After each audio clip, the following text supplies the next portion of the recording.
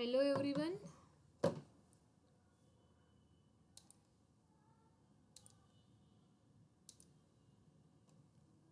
Am I audible? आवाज येतोय सगळ्यांना?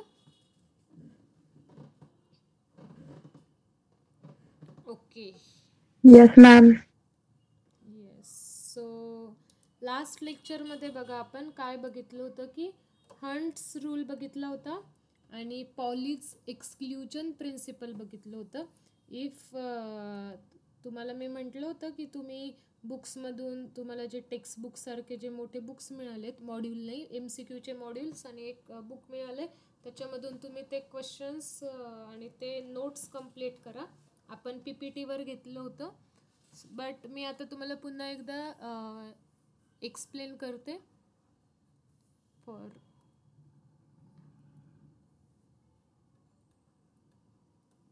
बघा हंट्स रूलमध्ये काय सांगितलंय की इच एवढं तुम्ही तिथे रूल वगैरे सेंटेन्स वगैरे व्यवस्थित रीड वगैरे करून घ्या. मी रिकॅप करते. each orbital should have one electron.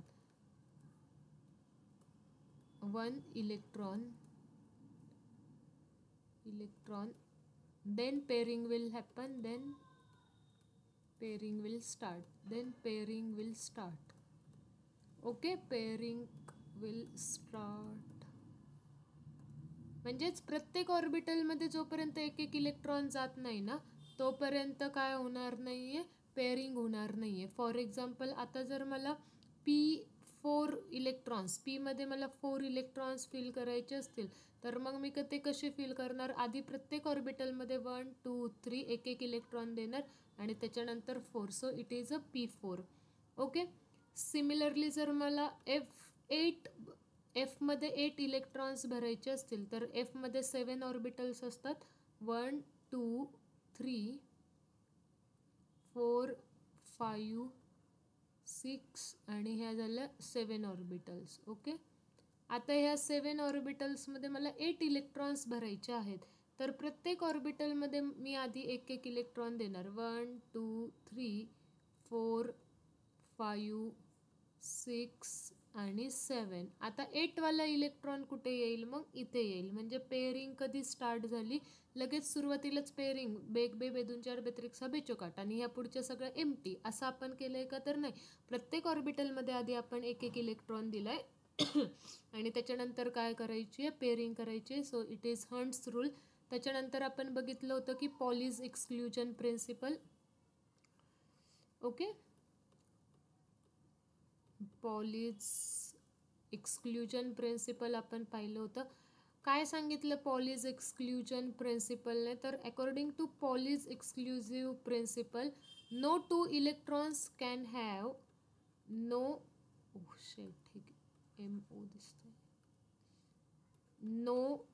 two electrons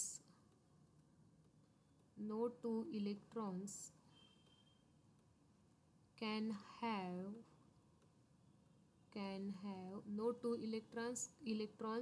have same set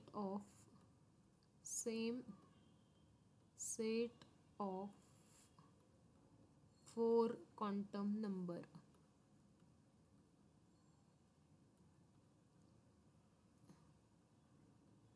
okay. So हे होतं पॉलीज एक्सक्लुजन प्रिन्सिपल, की असे 2 इलेक्ट्रॉन्स असणारच नाहीत की ज्यांचा क्वांटम नंबरचा जो काही सेट आहे तो एक्झॅक्ट सेम असेल. No 2 electrons of an atom can have the same set of 4 quantum numbers. हे आपण बघितलं होतं. मग ह्याच्यामध्ये आपण H2चं एक्झाम्पल कन्सिडर केलं होतं, किंवा मग आपण एक्झाम्पल कन्सिडर करूयात लिथियमचं. लिथियमची इलेक्ट्रॉनिक कॉन्फिगरेशन आहे 1s2 2s1. मग आता इथे 2s मध्ये मी एक ऑर्बिट ड्रॉ करते, s मध्ये एकच ऑर्बिट असते. मग इथला हा एक इलेक्ट्रॉन आणि 1s मध्ये 2 इलेक्ट्रॉन्स आहेत. तर आता प्रत्येक इलेक्ट्रॉनचा जर आपण 4 set of quantum number check केला तर काही व्हॅल्यूज सिमिलर येतील, बट ते जे 2 सेट असतील ते एक्झॅक्ट सेम येणार नाही आहेत. ओके. म्हणजेच 2 इलेक्ट्रॉन्स जे आहेत त्यांच्या जर प्रिन्सिपल क्वांटम नंबरची व्हॅल्यू सेम आली, बाकीच्या सगळ्या व्हॅल्यूज जर सेम आल्या, तर एक व्हॅल्यू अशी येईल कुठली स्पिन क्वांटम नंबरची, ती काय असणार आहे, डिफरंट असणार आहे. सो आपण हे सगळं मागच्या लेक्चरमध्ये रिवाइज केलं होतं. In today's lecture we are going to start with, आपण एक्सेप्शनल बिहेवियर बघणार आहोत. कुणाचं, क्रोमियम आणि कॉपरचं. सो एक्सेप्शनल इलेक्ट्रॉनिक कॉन्फिगरेशन, मी E.C लिहिते. E.C it means electronic configuration of copper and chromium. Okay, copper and chromium. आता ह्या दोघांचीच एक्सेप्शनल इलेक्ट्रॉनिक कॉन्फिगरेशन आहे का, तर ह्या दोघांची नाही आहे. ह्याच्यासोबत अजून 2-4 एलिमेंट्स आहेत की ज्यांची इलेक्ट्रॉनिक कॉन्फिगरेशन ही वेगळी आहे. बट आता आपल्याला, तुम्हाला ह्या चॅप्टरमध्ये ह्या लेवलला कॉपर आणि क्रोमियम ह्या 2 एक्सेप्शनलचे एलिमेंट्स, हे 2 एक्सेप्शनलवाले ॲटम्स तुम्हाला दिलेत. तर तुम्ही आत्ता ह्या लेवलला हे 2 जरी लक्षात ठेवले तरी मोर दॅन इनफ आहे. जसं तुम्ही 12thला जाताल, डी ब्लॉक आणि एफ ब्लॉक स्टडी करताल, त्याच्यामध्ये मग बाकीचे अजून 2-4 एक्सेप्शनल ॲटम्स तुम्हाला तिथे माहीत होईल. बघा आता काय एक्सेप्शन्स आहे. आपण स्टार्ट करूयात क्रोमियमपासून. क्रोमियम चा ॲटॉमिक नंबर आहे 24. आता 24 जर ॲटॉमिक नंबर असेल तर मी त्या दिवशीच तुम्हाला इलेक्ट्रॉनिक कॉन्फिगरेशनचा सिक्वेन्स शिकवला होता. सो हवं तर आधी आपण तो रिपीट करूयात की इलेक्ट्रॉनिक कॉन्फिगरेशन्स कशा लिहायच्या असतात, इलेक्ट्रॉनिक कॉन्फिगरेशनचा काय सिक्वेन्स आहे. सगळ्यांनाच तो पुन्हा एकदा रिपीट झाला तर रिवाइज होईल. बघा आता, 1s2, after that 2s2, then 2p6, then 3s2, then 3p6. Okay, 4s2, after that 3d10, उसके बाद आता है 4p6, देन 5s2, उसके बाद 4d10, उसके बाद 5p6. Okay, 6s2, 4f14, and then 5d10 and 6p6. Okay, we will write with only 6p6. Okay, 6p6 तक ही हम लिखते हैं. नाउ इलेक्ट्रॉनिक कॉन्फिगरेशन आपण लिहिली आहे. आता आपल्याला लिहायचे क्रोमियम का एक्सेप्शनल बिहेवियर दाखवतोय. बघा, क्रोमियमचा ॲटॉमिक नंबर आहे 24. मग आपण इलेक्ट्रॉनिक कॉन्फिगरेशन ह्या सिक्वेन्सने भरत जाणार आहोत. सगळ्यात सुरुवातीला आहे 1s2. 1s2 मध्ये 2 इलेक्ट्रॉन गेले. देन 2s2 मध्ये 2 इलेक्ट्रॉन, 2p मध्ये 6, इथपर्यंत झाले 10 इलेक्ट्रॉन्स. आता 3s मध्ये 2 इलेक्ट्रॉन्स गेले, 3p6 इथपर्यंत झाले 18. Then electrons will go into 4s2. इथपर्यंत आता तुम्ही काउंट केलं असेल तर 20 इलेक्ट्रॉन्स झालेत. एव्हरीवन इज लिसनिंग, अंडरस्टँडिंग, समजून घेताय. इथपर्यंत 20 इलेक्ट्रॉन्स झाले. आता आपल्याला 24 इलेक्ट्रॉन्स भरायचे आहेत. मग आपण काय लिहिणार, तर 3d4. ओके, ही जी इलेक्ट्रॉनिक कॉन्फिगरेशन आहे ही आपण आपल्या अबाऊ प्रिन्सिपलनी लिहिली. एक्सपेक्टेड इलेक्ट्रॉनिक कॉन्फिगरेशन आहे ही, की जसं अबाऊ प्रिन्सिपलने सांगितलंय, हा एनर्जीचा सिक्वेन्स आहे. 1 by 1 ह्या ऑर्बिटल्समध्ये इलेक्ट्रॉन्स जातील. ठीक आहे, आधी 1s मध्ये, मग 2s मध्ये, मग 2p, मग 3s, मग 3p, मग 4s, आणि 4s नंतर 3d मध्ये. एक्सपेक्टेड इलेक्ट्रॉनिक कॉन्फिगरेशन ही आपण आपल्या अबाऊ प्रिन्सिपलने लिहिलेली आहे. बट आता इथे काय होतं बघा, एक्सपेक्टेड ही आहे, बट ॲक्च्युअल इलेक्ट्रॉनिक कॉन्फिगरेशन कशी आहे बघा. ॲक्च्युअल इलेक्ट्रॉनिक कॉन्फिगरेशन काय आहे बघा. 1s2, 2s2, 2p6, 3s2, 3p6, 4s1. बाप रे बाप. आणि इथे पुढे आलाय 3d5. कसं करायचं आता, कसं लक्षात ठेवायचं. हा सिक्वेन्स कसा ब्रेक झाला. 4s मध्ये जोपर्यंत 2 इलेक्ट्रॉन जात नाहीत, एसची कॅपॅसिटी 2 इलेक्ट्रॉन्सची आहे मॅम, तरी पण तुम्ही मग एकच इलेक्ट्रॉन का ठेवला. एक इलेक्ट्रॉन मग लगेच पुढे तुम्ही 3D मध्ये 5 इलेक्ट्रॉन्स कसे लिहिले. ही एक्सपेक्टेड कॉन्फिगरेशन, इलेक्ट्रॉनिक कॉन्फिगरेशन कशी चेंज झाली. हे सगळे तुमच्या मनातले जे क्वेश्चन्स आहेत ते मी आता त्याचे आन्सर्स देते. काय होतं बघा, ज्यावेळेस 3D मध्ये इलेक्ट्रॉन्स जातात ना, तर 3D जास्त स्टेबल, मोर स्टेबल कधी होत असतो माहिती का. 3Dला अजून जास्त स्टेबिलिटी, मोर स्टेबिलिटी हवी असते. आणि मोर स्टेबिलिटी कधी मिळते 3Dला, जर 3D ऑर्बिटल कशी असेल, हाफ फिल्ड असेल, किंवा मग काय असेल, फुल्ली फिल्ड असेल. ओके, हाफ फिल्ड असेल किंवा फुल्ली फिल्ड जर असेल तर. आता हाफ फिल्ड म्हणजे काय, तुम्हाला सगळ्यांना माहिती आहे, डीमध्ये मॅक्झिमम 10 इलेक्ट्रॉन्स असतात. ओके, डीमध्ये मॅक्झिमम इलेक्ट्रॉन्स किती असतात, तर 10 इलेक्ट्रॉन असतात. मग जर हाफ फिल्ड म्हणजे काय, तर ज्यावेळेस डी कुठल्या स्टेटमध्ये जाईल, 3D मध्ये 5 इलेक्ट्रॉन्स जातील. D5 स्टेट जी असेल ती हाफ फिल्ड स्टेट असणार आहे. आणि फुल्ली फिल्ड स्टेट म्हणजे काय, ज्यावेळेस 3D मध्ये 10 इलेक्ट्रॉन्स जातील. मग ज्यावेळेस 3D5 मध्ये 3D5 डीमध्ये 5 इलेक्ट्रॉन्स किंवा 3D मध्ये 10 इलेक्ट्रॉन्स अशी स्टेज येत असते, त्यावेळेस डीला जास्त स्टॅबिलिटी मिळते. आणि ह्या जास्त स्टॅबिलिटीमुळेच काय होतं, 4s मधले, आता इथे मी लिहिते बघा, आता हे 4s2 आणि 3D4 ह्यांच्यामध्येच थोडंसं तुम्हाला सांगते बघा. 4s2 आणि 3D4 आहे. आता ह्या 4s मध्ये 2 इलेक्ट्रॉन्स आहेत, एक अपवर्ड आणि एक डाऊनवर्ड. आणि 3D मध्ये 4, डी मध्ये किती ऑर्बिटल्स असतात, 5, 1 2 3 4 आणि 5. ओके,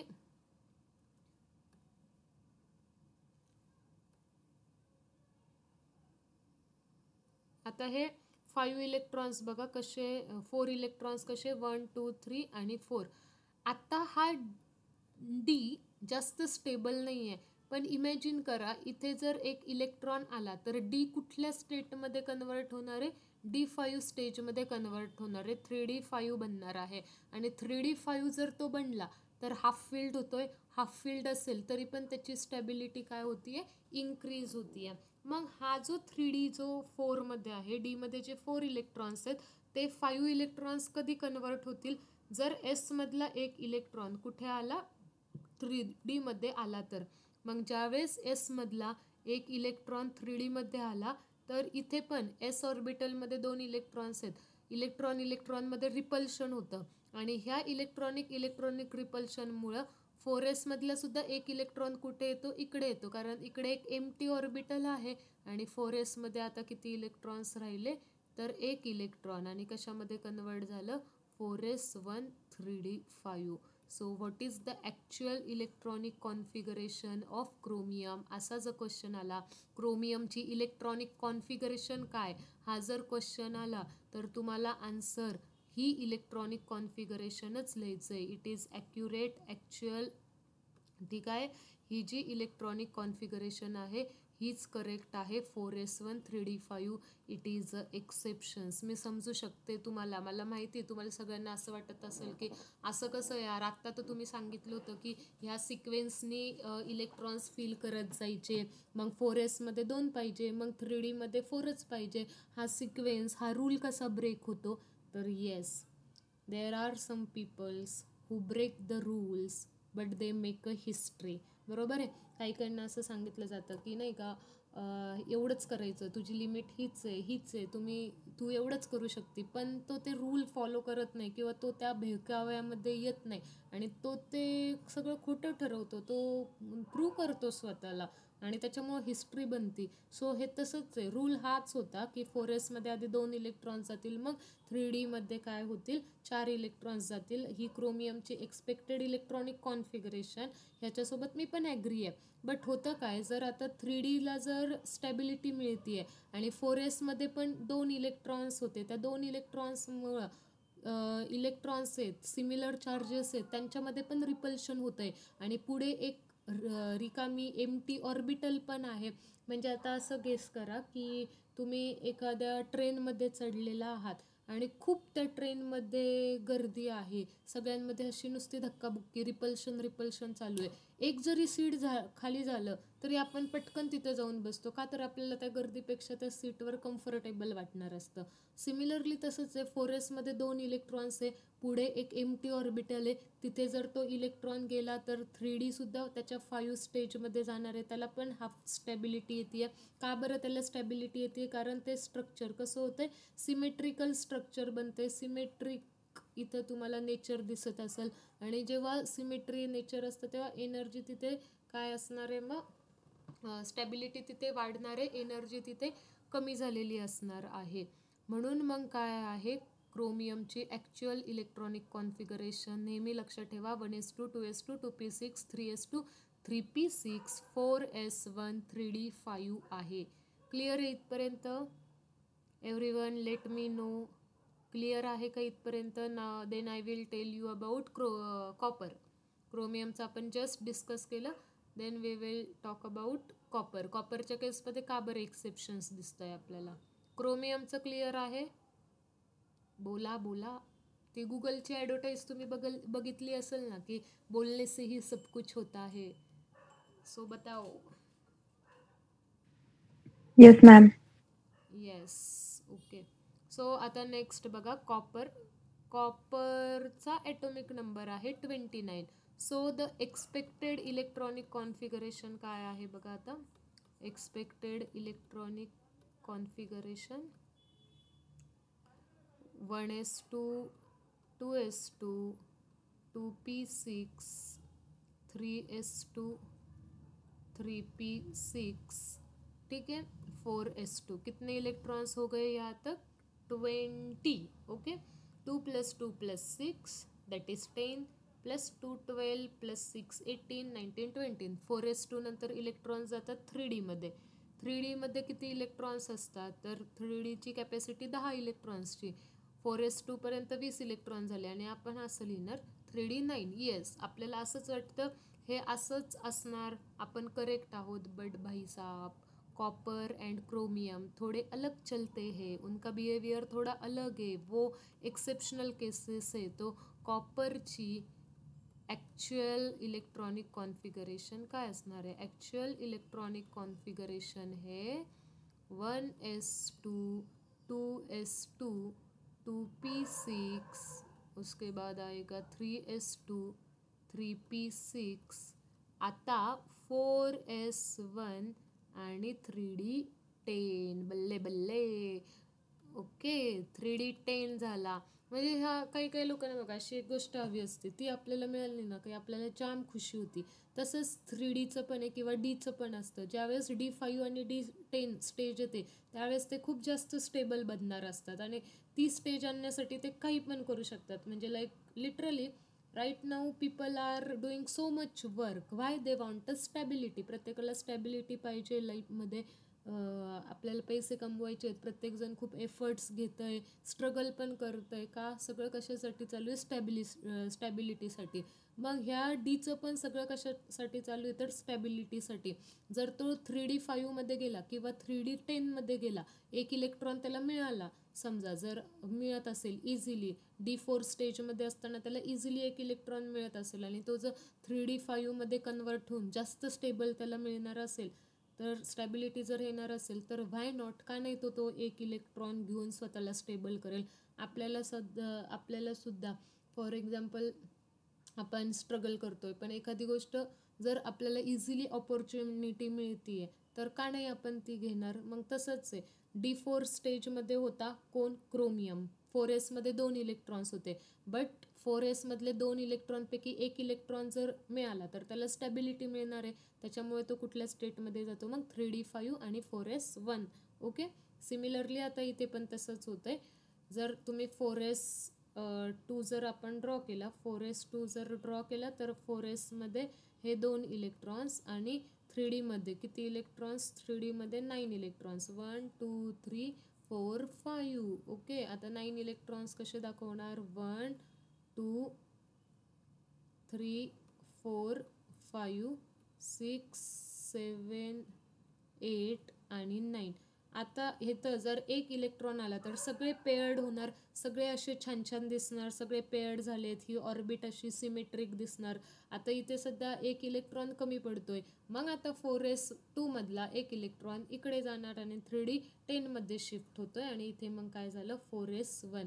आय होप तुम्हाला कळालं असेल की कॉपर आणि क्रोमियमचे एक्सेप्शन्स काय आहेत, त्यांच्या इलेक्ट्रॉनिक कॉन्फिगरेशन्स काय आहेत. लक्षात ठेवा, जाता बोलता जाता येता कुणालाही सांगत राहा की कॉपर आणि क्रोमियम हे थोड़े अलग बंदे हैं, अलग लोग हैं, अलग पर्सन्स होते हैं ना कुछ, वैसे ही है कॉपर एंड क्रोमियम है, सीधे साधे इंसान नहीं है वो उनका थोड़ा नेचर अलग ही है, ठीक है। तो वो रूल्स फॉलो नहीं करते।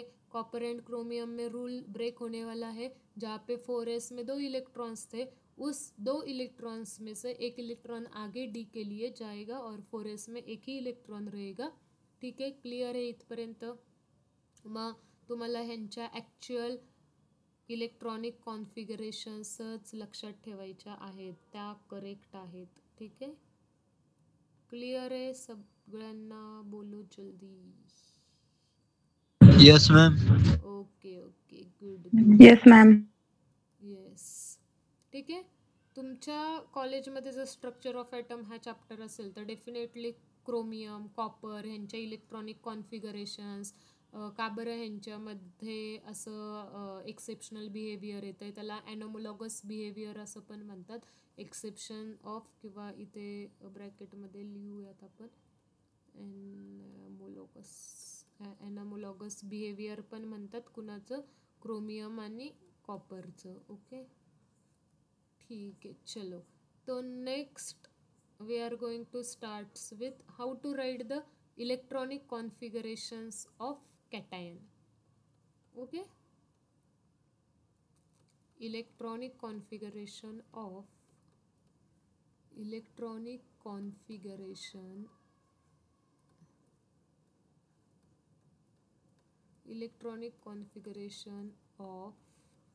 कैटायन। सबसे पहला question, what do you mean by cation? Cation कशाला म्हणतात?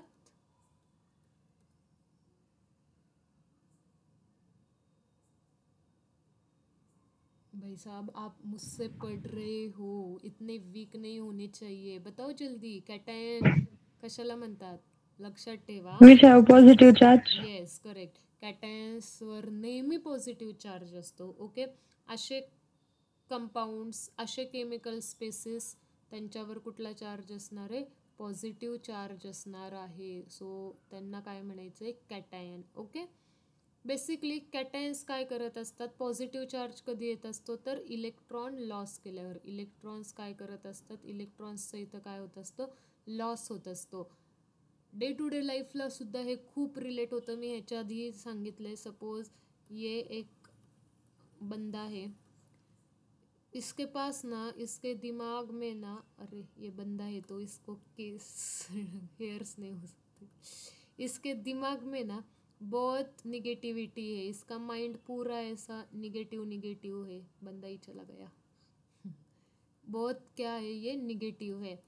अगर इसने इसकी निगेटिविटी ऐसे पूरे एक पेपर लिया और इस पेपर पे उसको दिल में, दिमाग में जितनी निगेटिविटी है वो सब लिख के ये पेन फेंक दिया, तो उसको क्या फील होने लगेगा? उसको फील होगा अच्छा अच्छा, गुड़ी गुड़ी फील होगा, उसको गुड फील होगा, ठीक है। आप भी कभी कभी करते जाओ, मैं तो हमेशा करती हूँ। कभी भी मुझे किसी के ऊपर बहुत गुस्सा आता है ना, मैं उसके बारे में सब कुछ ऐसे पेन पेपर पे लिखती हूँ और वो पेन पेपर फेंक देती हूँ। दिमाग में बैठ के क्या ही करेंगे हम, कुछ बिगाड़ नहीं सकते। जिन्होंने आपने साथ कुछ किया है तो दिमाग में मत रखो उनको। जितनी जल्दी आप पेन पेपर पे लिख के उसको फेंक दोगे, दिमाग से, अपने माइंड से बाहर करोगे, उतनी जल्दी आप अच्छा फील करोगे, गुड फील करोगे। और लाइफ में सबसे बड़ी प्रायोरिटी, सबसे बड़ी चीज़ यही है कि खुद को खुश रखना, खुद को और खुद के मम्मी पापा को, बस इतनी ही प्रायोरिटी है। हम ये सब क्यों कर रहे हैं? इतनी पढ़ाई, मैं इतना जॉब कर रही हूँ, स्ट्रगल कर रही हूँ, पैसे कमा रही हूँ, क्यों? क्योंकि एट द एंड हमें खुश रहना है, अच्छा फील होना चाहिए। तो किसी की वजह से अगर हमारे दिमाग में निगेटिविटी आती है तो उसको ऐसे पेन पेपर पे लिख के फेंक देने का और खुद को हमेशा अच्छा फील करने का। ठीक है, तो इसी प्रकार से अगर किस एलिमेंट ने क्या किया, इलेक्ट्रॉन लूज किए, अभी इलेक्ट्रॉन लूज कर रहा है, आपको थोड़ा यहाँ से समझ में आना चाहिए। अगर इसने इलेक्ट्रॉन लूज कर रहा है, वो इलेक्ट्रॉन बाहर फेंक रहा है, इसका मतलब इसको कैसे फील होने वाला है, इसको फील होगा पॉजिटिव। तो इसके ऊपर कौन सा चार्ज आने वाला है, पॉजिटिव। और अब इसे हम क्या बोलते हैं, कैटायन बोलते हैं। मैं हमेशा ये एग्जांपल बच्चों को देती हूँ कि अगर हमने निगेटिविटी बाहर कर दी, हमारे माइंड की निगेटिविटी, हमारे दिमाग में जो निगेटिविटी है वो हम बाहर फेंक दी, बाहर निकल दी, और तब हमें क्या फील होने लगता है, पॉजिटिविटी फील होती है। मतलब समटाइम्स क्या होता है, हमारे अराउंड भी बहुत ऐसे पॉजिटिव लोग होते हैं, बट हम खुद ही इतने निगेटिव होते हैं, हमारा दिमाग, हमारा माइंड, हम ही इतने निगेटिव होते हैं कि वो पॉजिटिव लोगों का भी हमारे ऊपर असर नहीं पड़ता। क्यों?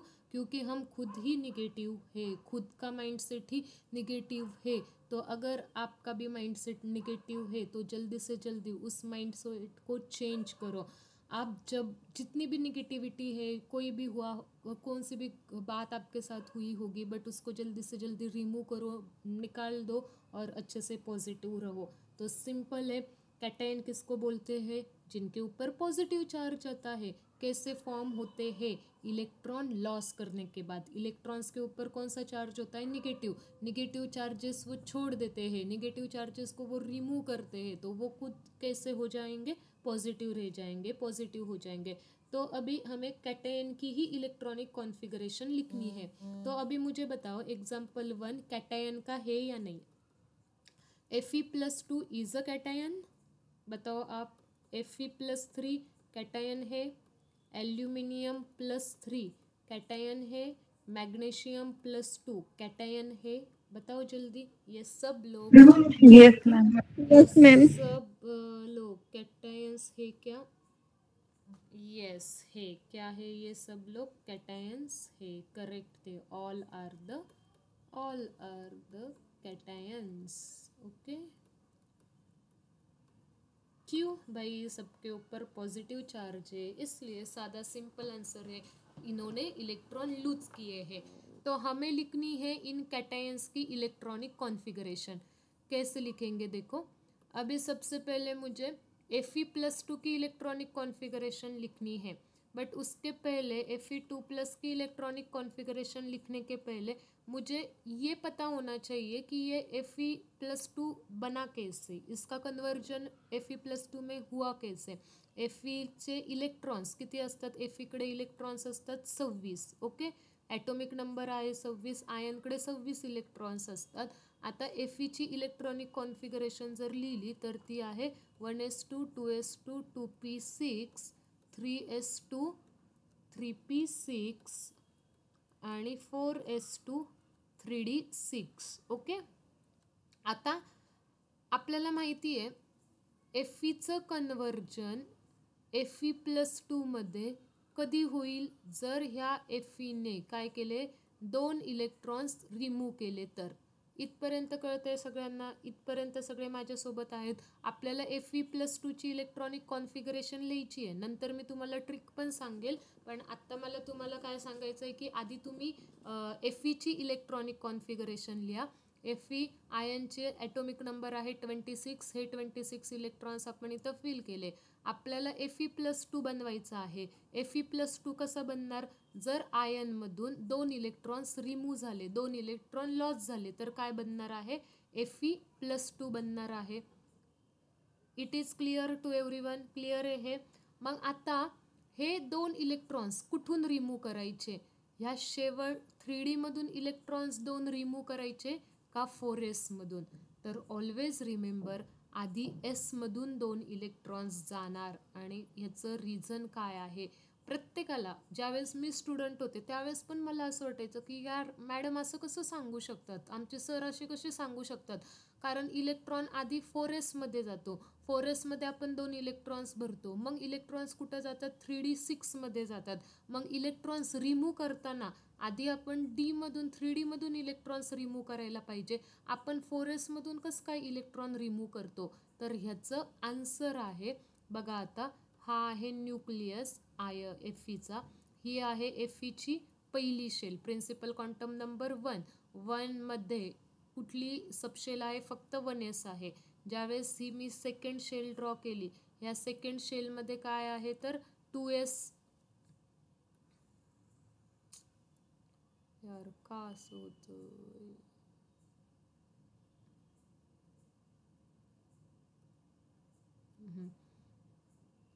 ही आहे 2s मध्ये ही आहे सेकंड प्रिन्सिपल क्वांटम नंबरची शेल. आणि 2s मध्ये काय आहे बघा, 2s मध्ये यार एकच मिनिट, 1 ज्यावेळेस पहिली principal quantum number first shell होती, फर्स्ट शेलमध्ये फक्त 1s प्रेझेंट आहे. ज्यावेळेस सेकंड प्रिन्सिपल क्वांटम नंबर आहे, सेकंड प्रिन्सिपल क्वांटम नंबर कोण कोण प्रेझेंट आहे, 2s प्रेझेंट आहे, 2p प्रेझेंट आहे.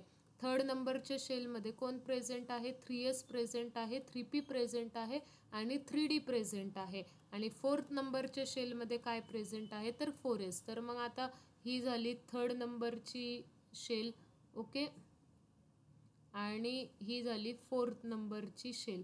आता इलेक्ट्रॉन्स रिमूव्ह करताना तुमच्या लक्षात येईल बघा, 4s मध्ये 2 इलेक्ट्रॉन्स आहे, म्हणजे इथे असे 2 इलेक्ट्रॉन्स 4s मध्ये आहेत. आणि बाकीचे हे सगळे 3d6, 3p6 आणि 3s2, बाकीचे हे सगळे इथे सपोज असेल 3s, एसचा शेप स्पेरिकल असतो. आता 3p6 अशी असेल, ही झाली px, py आणि pz, ही झाली p ऑर्बिटल आणि इथे असेल 3d ऑर्बिटल. मग ज्यावेळेस इलेक्ट्रॉन्स रिमूव्ह करायचे असतात ना, त्यावेळेस आपण कुठली कन्सेप्ट वापरतो, distance between nucleus and outermost shell. Outermost shell कुठली आहे, शेवटची शेल कुठली आहे, 4s आहे. मग 4s मधून इलेक्ट्रॉन्स रिमूव्ह करणं जास्त इझी जाणार आहे, ओके. तिचं डिस्टन्स न्यूक्लियसपासून जास्त आहे ह्या इलेक्ट्रॉन्सचं. डी मधले जे इलेक्ट्रॉन्स असणार आहेत ते कुणाच्या जवळ असणार आहेत, न्यूक्लियसच्या जवळ असणार आहेत 3D मधले. त्याच्यामुळे त्या न्यूक्लियसचा ह्या डी मधल्या इलेक्ट्रॉन्सवर एक कंट्रोल असणार आहे. पण 4s मधले इलेक्ट्रॉन्स हे न्यूक्लियसपासून लांब आहेत, तर ते इझिली काय होणार आहेत, रिमूव्ह होणार आहेत. जरी आपण इलेक्ट्रॉन्स फिल करताना 4s मध्ये आधी इलेक्ट्रॉन्स फिल केले का, तर 4sची एनर्जी कमी होती. जर मला आता एनर्जी वाईज डायग्रॅम काढायची असती तर मी काय डायग्रॅम काढली असती बघा, सगळ्यात कमी 3sची एनर्जी, मग त्याच्यानंतर 3s नंतर 3pची एनर्जी, 3p नंतर 4sची एनर्जी आणि मग 3dची एनर्जी. आपण इलेक्ट्रॉन्स भरताना कुठल्या सिक्वेन्सनी कुठला कन्सेप्ट वापरत असतो, इलेक्ट्रॉन्स भरत असताना एनर्जीचा कन्सेप्ट वापरत असतो, ज्याची एनर्जी आता समजा ही झाली 3s, ही झाली 3p. 3sची एनर्जी सगळ्यात कमी, 3pची एनर्जी त्याच्यापेक्षा पण कमी असणार आहे. मग आहे 4sची एनर्जी आणि मग आहे 3dची एनर्जी. मग लोअर एनर्जीजवाल्या ऑर्बिटल्समध्ये आधी इलेक्ट्रॉन्स जातात आणि मग इलेक्ट्रॉन्स कुठं जातात ते 3D मध्ये. म्हणून ज्यावेळेस इलेक्ट्रॉन्स भरायचे असतात त्यावेळेस आपण 3p मध्ये इलेक्ट्रॉन भरतो, 3s मध्ये भरतो, 3p मध्ये भरतो, मग 4s मध्ये भरतो आणि 4s नंतर आपण 3D मध्ये इलेक्ट्रॉन्स भरतो. कारण त्यावेळेस आपण एनर्जीचा सिक्वेन्स, एनर्जी बघत असतो. पण ज्यावेळेस आपल्याला इलेक्ट्रॉन्स रिमूव्ह करायचे असतात त्यावेळेस आपण कुठली कन्सेप्ट वापरत असतो, इलेक्ट्रॉन रिमूव्ह करताना डिस्टन्स, पॉझिटिव्ह आणि लास्ट शेलमधलं डिस्टन्स, फोर्थ नंबरची शेल, त्यांच्यातलं डिस्टन्स कसं असणार आहे, जास्त असणार आहे. त्याच्यामुळे इलेक्ट्रॉन्स आधी इकडचे लूज होणार, ओके. जवळचे जे शेल्स आहेत 3D मधले जे इलेक्ट्रॉन्स आहेत, ही थर्ड शेल, हिच्यावर पॉझिटिव्ह चार्जचा कंट्रोल असणार आहे, अपोजिट चार्जेसचा ह्यांच्यावर कंट्रोल असणार आहे. पर 4s मधले इलेक्ट्रॉन्स लांब असल्यामुळे ते इझिली तिथून काय होतात, रिमूव्ह होतात. मग एवढं सगळं तुम्हाला सांगितल्यावर आता तुम्हाला कळलं पाहिजे, इलेक्ट्रॉन्स Fe+2 मध्ये 2 इलेक्ट्रॉन्स लूज होणार आणि कुठून लूज होणार, ते 4s मधून इलेक्ट्रॉन लूज होणार, ठीक आहे. मग इलेक्ट्रॉनिक कॉन्फिगरेशन काय लिहिणार आपण, 1s2, 2s2, 2p6, 3s2, 3p6, 4s0 किंवा मग 3d6 असं लिहा, 4s0. डायरेक्ट तुम्ही काय लिहू शकता, 3d6 लिहायचं आहे, 4s0, ठीक आहे. क्लिअर आहे इथपर्यंत, हे रिझन वगैरे सगळं समजलंय. हे रिझन वगैरे तुम्हाला कुणी नाही विचारणार, तुम्हाला फक्त इलेक्ट्रॉनिक कॉन्फिगरेशन लिहायला लावतील. काय सांगितलंय मॅमनी, एसमधून आधी इलेक्ट्रॉन लूज करायचे.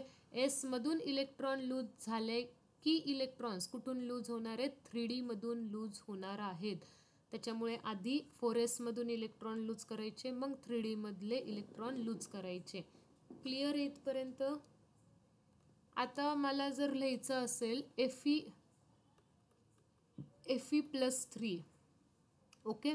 Fe+3 कसा बनला मला माहिती आहे. Fe मधून जर 3 इलेक्ट्रॉन लूज केले तर काय बनणार आहे, 3 पॉझिटिव्ह चार्ज येऊन +3 बनणार आहे. ठीक आहे. मग आता 3 इलेक्ट्रॉन लूज करायचे. 4s मधून 2 इलेक्ट्रॉन जातील सुरुवातीला आणि मग कुठून जाणार आहे, 3D मधून जाणार आहे. मग इलेक्ट्रॉनिक कॉन्फिगरेशन काय येईल, 1s2 2s2 2p6 3s2 3p6. 4s मधून इलेक्ट्रॉन जाणार 2 इलेक्ट्रॉन, मग 4s 0 झालं आणि 3D मधून 1 इलेक्ट्रॉन गेला, मग काय झालं 3d5. ओके. म्हणजे बघा आता ही झाली Feची ॲक्च्युअल इलेक्ट्रॉनिक कॉन्फिगरेशन 26 इलेक्ट्रॉन्सची. आता Fe+3 मध्ये किती इलेक्ट्रॉन्स असणार आहेत, 23. आपल्याला 23 इलेक्ट्रॉन्सच भरायचे आहेत. मग 2 + 2 + 6 6 + 2 + 2 किती झाले, 10 10 + 2 12 12 + 6 18. ओके. आता 18. आता तुम्ही लगेच 4s मधले 2 इलेक्ट्रॉन्स काढून टाकायचे, कारण मी सांगितलंय 4s मधले 2 इलेक्ट्रॉन्स काढायचे. मग हे 2 इलेक्ट्रॉन्स रिमूव्ह होतील आणि इथून 1 इलेक्ट्रॉन रिमूव्ह होईल. मग डी मध्ये किती इलेक्ट्रॉन्स राहतील, तर फक्त 5. झाले का 23 इलेक्ट्रॉन्स, काउंट करा. 2 + 2 + 6 10 10 + 2 12 12 + 6 18 आणि 18 आणि 5 23. कुठले इलेक्ट्रॉन्स गेले, 4s मधले. आधी 2 इलेक्ट्रॉन गेले, आपल्याला 3 इलेक्ट्रॉन्स रिमूव्ह करायचे होते, त्याच्यामुळे डी मधला पण मग 1 इलेक्ट्रॉन गेला. क्लिअर आहे का, बोला. Yes, ma'am. येस. मग हिंट काय लक्षात ठेवायचे, अजून आपण लहान आहोत, अजून आपण एकदम बेस्ट ह्याच्यामध्ये बनलो नाहीये, तेवढं प्रॅक्टिस नाही झाली. सरळ सिंपल आधी न्यूट्रलसाठी इलेक्ट्रॉनिक कॉन्फिगरेशन लिहून घ्यायची. न्यूट्रल ॲटम जर असेल तर त्याच्यासाठी इलेक्ट्रॉनिक कॉन्फिगरेशन लिहून घ्यायची एखाद्या रफ पेजवर आणि मग काय करायचं, इलेक्ट्रॉन्स रिमूव्ह करायचे. इलेक्ट्रॉन रिमूव्ह करताना काय लक्षात ठेवायचं, जर डी ब्लॉकमधला असेल तर काय करायचं, आधी 4s मधून इलेक्ट्रॉन रिमूव्ह करायचा, किंवा आता असं नका लक्षात ठेवू, आधी s मधले इलेक्ट्रॉन आणि मग कुठला इलेक्ट्रॉन रिमूव्ह करणार, डी मधून इलेक्ट्रॉन्स रिमूव्ह करायला स्टार्ट करणार. ओके. मी अजून एक एक्झाम्पल घेते सो अजून क्लिअर होईल बघा. Mn प्लस ओके, Mnचं एक्झाम्पल नको, हां Mn+2 घेऊयात आपण. Mn+2 मॅग्नीज +2 ची मला इलेक्ट्रॉनिक कॉन्फिगरेशन लिहायची.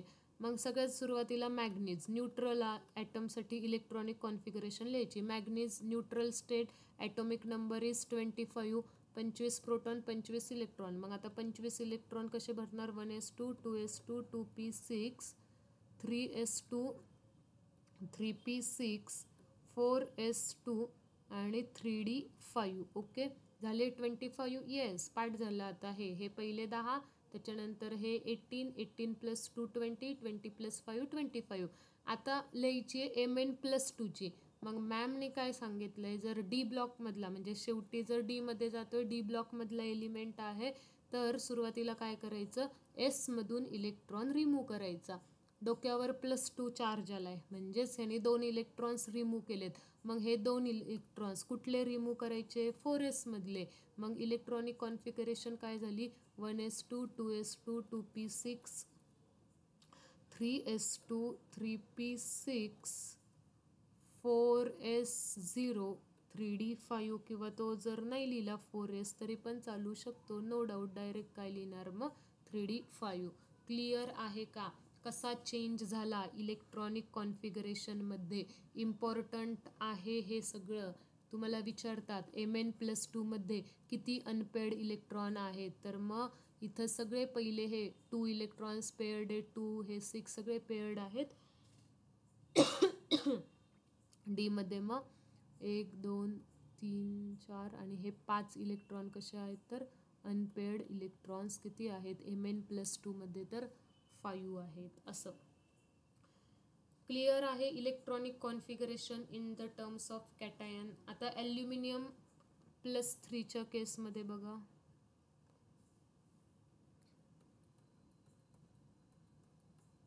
ॲल्युमिनियम +3, ॲल्युमिनियमचा ॲटॉमिक नंबर आहे 13. आधी ॲल्युमिनियमसाठी लिहा 1s2 2s2 2p6. ओके, उसके बाद किती झाले 10, 1s2 2s2 2p6 3s2 आणि 3p1. ओके, आता इथे बघा दोघं पण थर्ड मधलेच आहेत. इथे 1 3 1 2 वगैरे असं नाही, इथे पण 3p आहे, इथे 3s आहे. आपल्याला 3 इलेक्ट्रॉन्स रिमूव्ह करायचे आहेत. मग आधी p मधला 1 गेला, त्याच्यानंतर मग 2 गेले इलेक्ट्रॉन्स s मधले, किती राहिले हे 3 इलेक्ट्रॉन गेले. मग ॲल्युमिनियम +3ची इलेक्ट्रॉनिक कॉन्फिगरेशन काय येणार आहे, ॲल्युमिनियम +3ची इलेक्ट्रॉनिक कॉन्फिगरेशन येईल 1s2 2s2 2p6 ओनली. हे तिन्ही इलेक्ट्रॉन्स काय होतील रिमूव्ह होतील.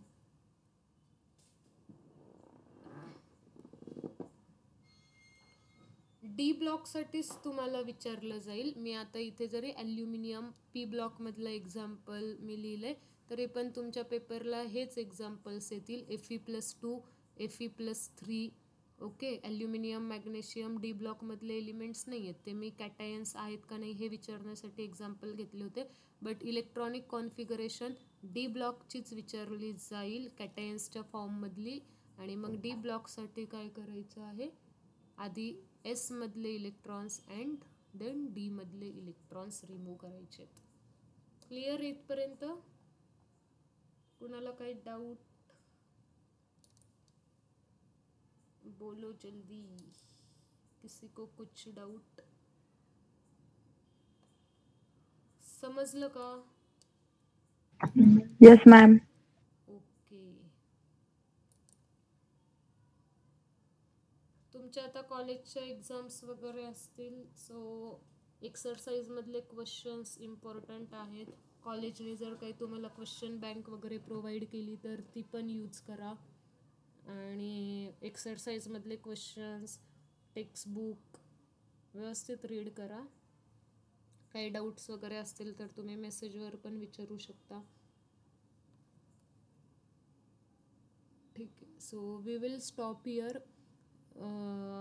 नोट्सचा व्यवस्थित अभ्यास करा. ठीक आहे, thank you for joining the lecture.